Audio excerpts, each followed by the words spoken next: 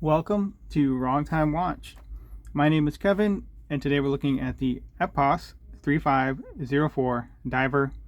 MSRP for this watch is $1,428, and as you can see, this has a green bezel and a green dial. Green dial is kind of a sunburst pattern, looks very similar to the Rolex Submariner Hulk. I forgot the actual model number for it, but it's known as the Hulk. So this watch is on loan. Appreciate them sending it over for us to check out. I enjoyed my time with it. It's it's a bigger watch than the dimensions would indicate. I had to measure it like 3 times in every dimension because it feels like a bigger watch than what the measurements tell me, but I don't know why that is. Maybe because I've been wearing the Black Bay 36 for a while now, and this one's a little bit bigger than the other watch. But anyway, I'll leave a link in the description. Also, this is offered in it's kind of a darker blue color, and then also in black. So Epos was founded in 1925. The company has changed hands at least 2 times. The current owner has owned the company since 2002. So this watch, of course, has a sapphire crystal. Then you can see the Cyclops there. That would be sapphire as well. And there is AR coating applied to the underside of the crystal. And it is a flat crystal as well.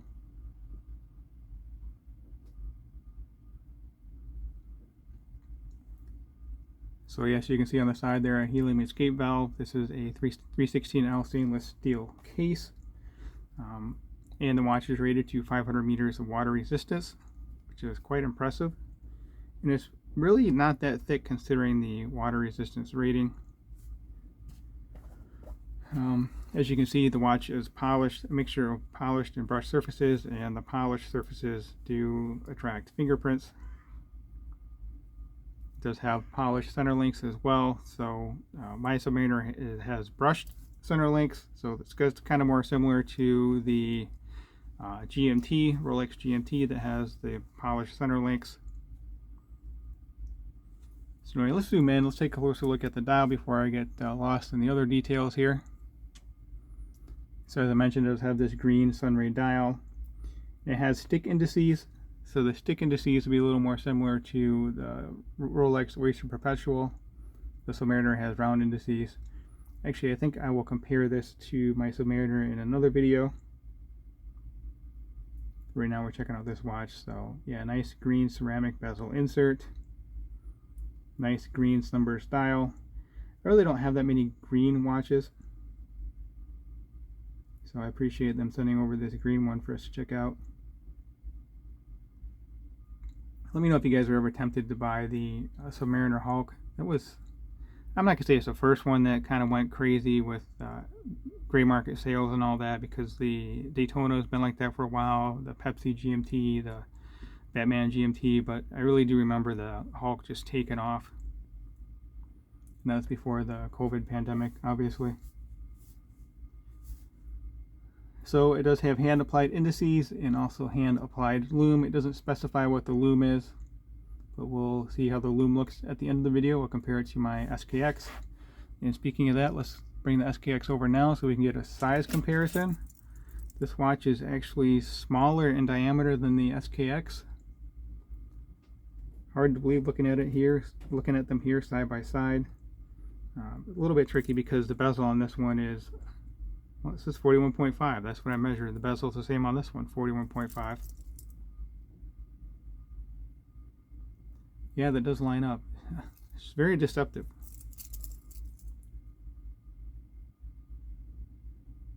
So there's a look side by side. The thicknesses are just about the same as well. This one's a little more slab sided, so it may look a little thicker than the SKX, but it's not. They're the same thickness, plus or minus 1/10 of a millimeter. Okay, so this watch is powered by the Sellita SW200 Swiss automatic movement. As I mentioned, it is 316L stainless steel, mixture of brushed and polished surfaces. The top of the bracelet, top of the case is brushed. Again, the polished center links. And then the side of the case and the side of the bracelet are polished.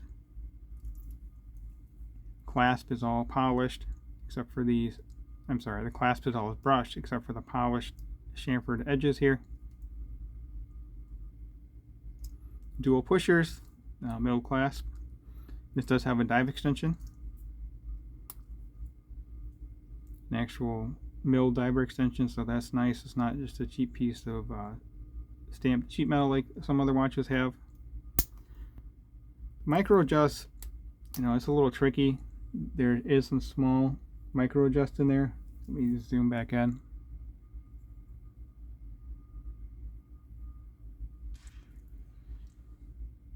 So you can see right there, the little dimple in there is for the micro adjust, and there's another one on the other side. So it does have 3 micro adjustments.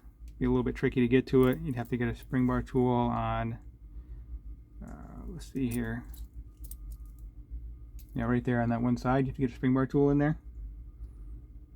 And then I guess you have to take the whole thing out and then put this one back in and then swing everything back in. Be nice if they had a depression on both sides to ease in the adjustment. But also this watch does come with half links, and actually I have one installed right here, a half link there. So easy to size this bracelet. It does have screw pins.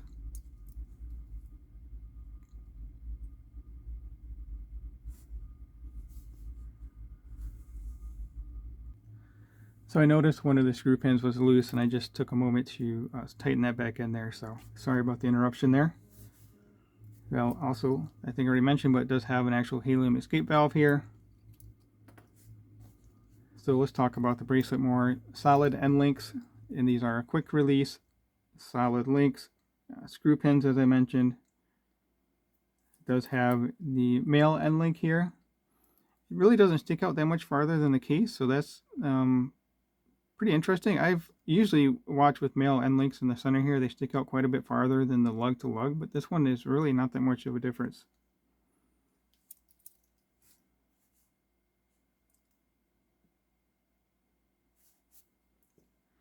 Okay, so the dimensions, we're looking at 51.6 lug to lug, well, tip to tip on that male center link. Lug to lug of the watch case itself, 50 millimeter, 41.5 millimeter bezel diameter.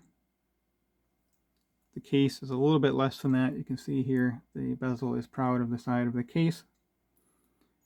13.4 millimeter thick, 22 millimeter lug width, and this does taper down to 20 millimeter. And that crown is 7.9 millimeter, so really a large crown.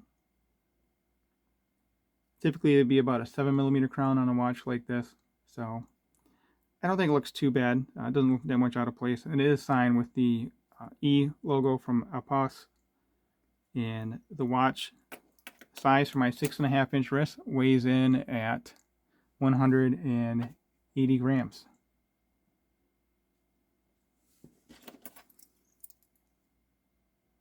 So I wanted to show you the case back. I probably shouldn't have zoomed out yet, but there's a quick look at the case back. You can see a diver on there. It says all stainless steel, Swiss made, water resistant, 50 ATM, which is 500 meter, sapphire crystal, and some kind of a model number there, and then Epos 3504. Like I said, I'll leave a link in the description to this watch. Let me put it on wrist, and then we'll check out the Lume.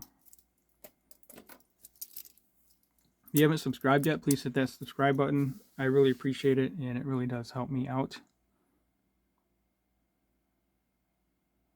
So I think it's a good looking watch.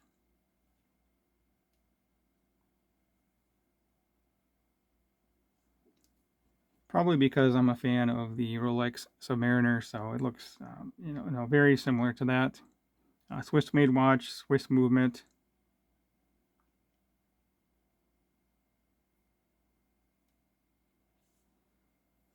And the clasp does look pretty clean there. You don't have the micro adjustment holes on the side, just the dual pushers. You don't have a safety clasp. Okay, now we'll compare the lume of this watch to my SKX. So here's a look at the Epos 3504 diver on the right, and I'm sorry, on the left, and the right is my SKX 009. SKX definitely has the better lume here. The indices on the Epos here really don't have that much space for lume, so kind of expected, I guess, that the lume isn't that great on this watch. Handset is pretty bright though. But again, the SKX wins out in this lume comparison here. So that will conclude this video. As always, thank you for your time and thank you for watching.